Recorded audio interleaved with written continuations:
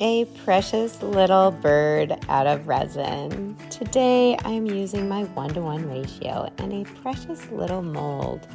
I pour the resin inside and then I am adding glitter. This glitter is holographic chunky glitter and I'm generous with it as I shove it into the little parts of my bird.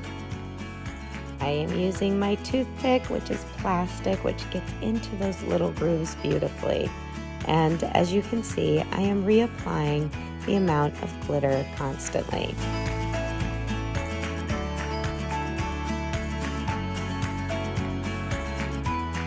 I make sure to fill it up so that the top is even with the edges of my mold.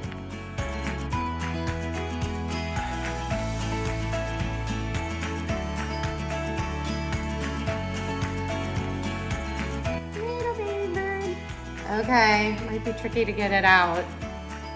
I'll try it. Yeah, I got an edge. Careful with this stuff though, it can cut you.